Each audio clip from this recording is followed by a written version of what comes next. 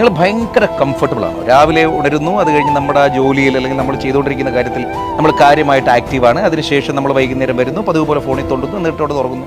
ഇത് നിങ്ങൾ ചെയ്തു തുടങ്ങിയിട്ട് എത്ര നാളായി? എത്ര കൊല്ലമായി നിങ്ങൾ ഈ പറഞ്ഞതുപോലെ ഒരേ സോഴ്സ് ഓഫ് ഇൻകത്തിൽ തന്നെ, ഒരേ രീതിയിൽ തന്നെ, ഒരേ റൊട്ടീനിൽ ഭയങ്കര മൊണോട്ടണസ് ആയിട്ട് ജീവിക്കുന്നു?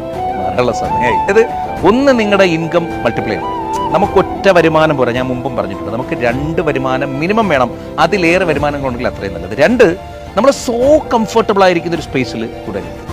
നമ്മളവിടുന്ന് മാറണം, എത്രയും പെട്ടെന്ന് ചാടണം. എന്നിട്ട് പുതിയ ചിലപ്പോൾ റിസ്ക് ഒക്കെ സംഭവിക്കും. ലൈഫാണ്, റിസ്ക് ഇല്ലാത്ത കാര്യങ്ങൾ. നമ്മളൊക്കെ എത്രയോ പേരുടെ കഥ കേട്ടിട്ടുണ്ട്. ഞാൻ തന്നെ ജീവിതത്തിലൂടെ കടന്നു പോയിട്ടുണ്ട്. റിസ്ക് എടുക്കാതെ നമുക്ക് വിജയം ഉണ്ടാവില്ല. റിസ്ക് എടുക്കണമെന്നേ ഉള്ളിലൊരാഗ്രഹമുണ്ടെങ്കിൽ ആ ആഗ്രഹത്തിന് വേണ്ടിയിട്ടാകണം നിങ്ങൾ ജീവിക്കുന്നത് തന്നെ.